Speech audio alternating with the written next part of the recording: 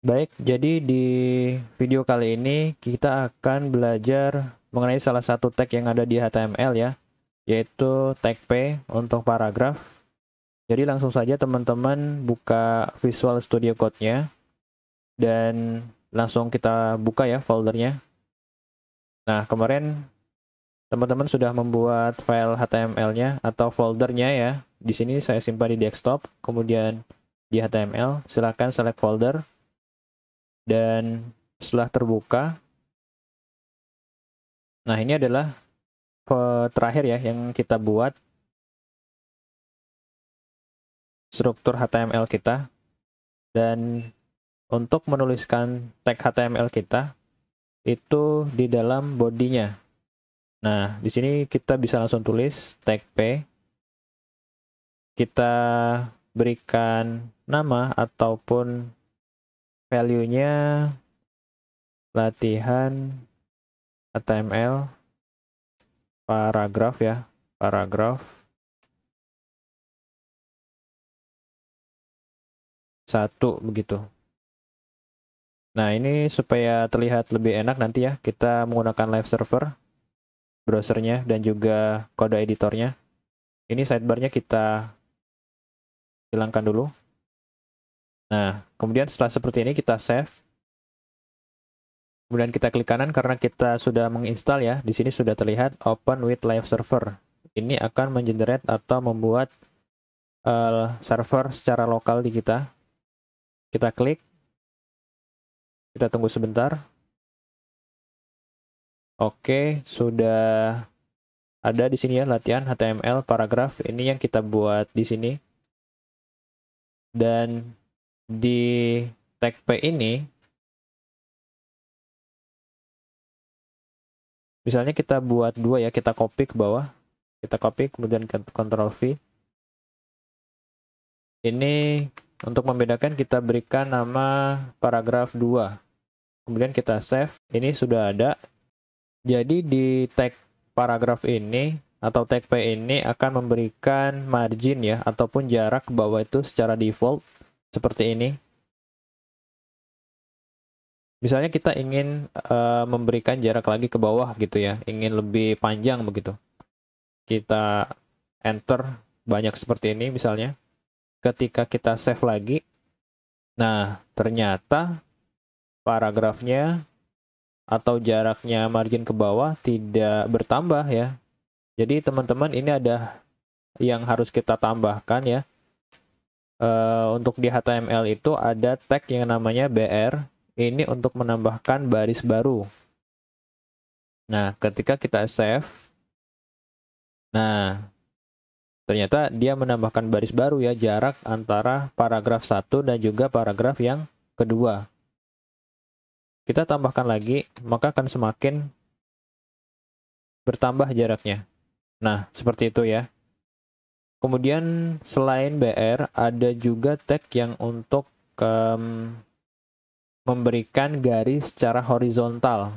Namanya adalah HR. Akan memberikan garis secara horizontal. Kita simpan. Nah, jadi akan memberikan garis ya secara horizontal seperti ini. BR dan HR adalah tag pendukung untuk paragraf kita ya. Teman-teman misalnya yang terbiasa menggunakan Microsoft Word ya ataupun sering itu di HTML ini ada kemiripan ya, ada banyak kemiripan seperti itu.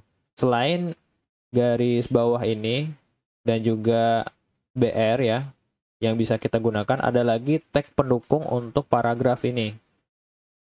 Contohnya seperti I ya atau italic. Ini untuk italic. Kita copy, kita sisipkan di dalam tag P-nya.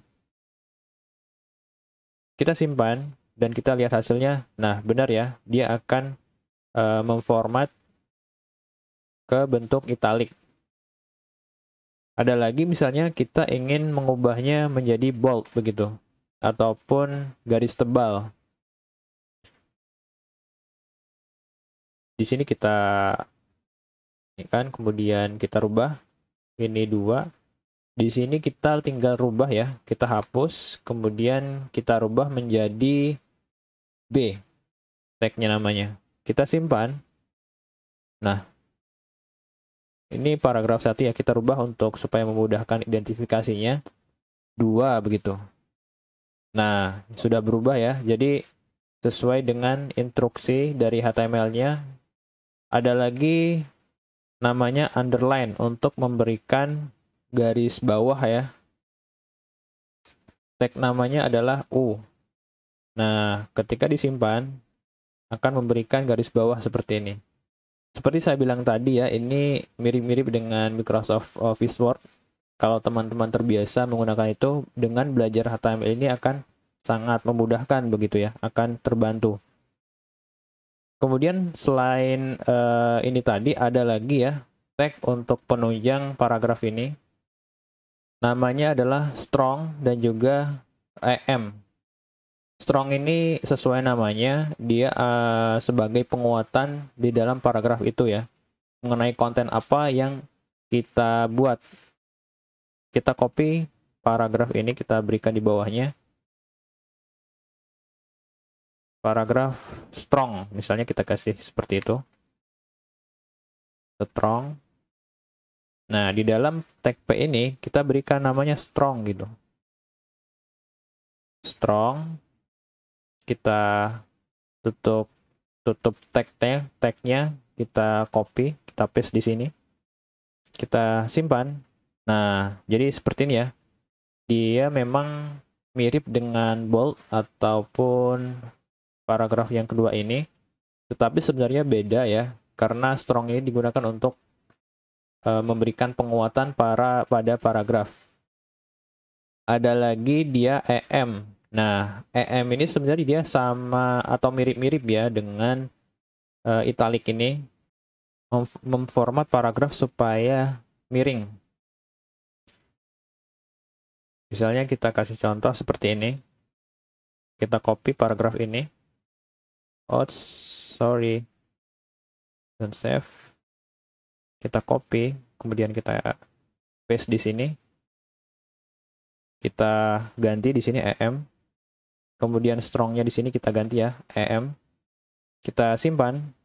Nah, mirip ya teman-teman ya. Ini EM, ini italic.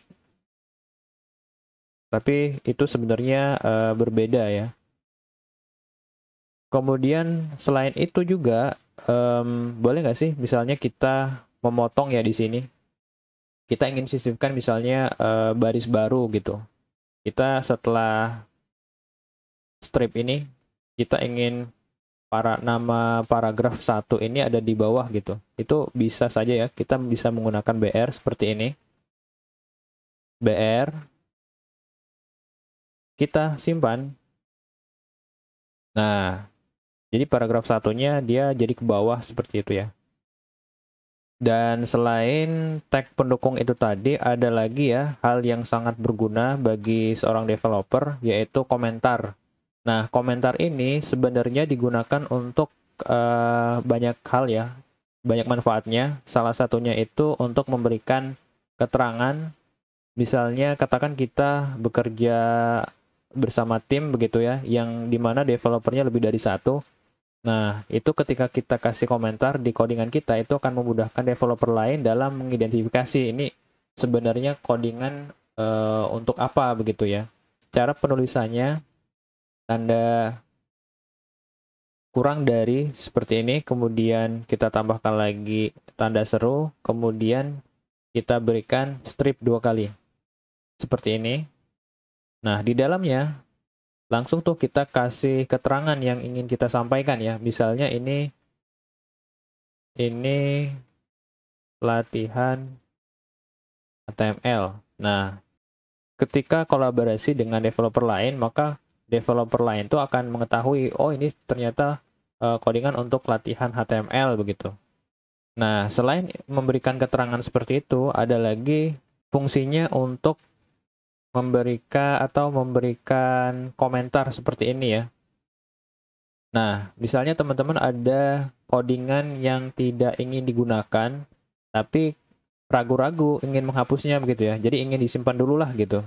Ingin dinonaktifkan gitu. Teman-teman juga bisa ya di sini berikan komentar juga seperti ini.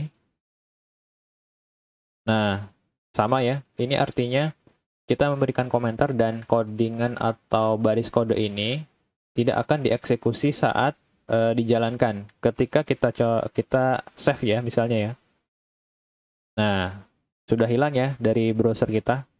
Memang tidak akan dijalankan begitu. Kemudian selain itu supaya tidak lama ya, ada shortcutnya. Teman-teman kalau dipakai Windows bisa pakai Control, kemudian ada slash ya di keyboard. Nah, bisa seperti ini, bisa lebih cepat. Jadi seperti itu ya, teman-teman. Saya kira cukup untuk video kali ini. Sampai ketemu di video selanjutnya.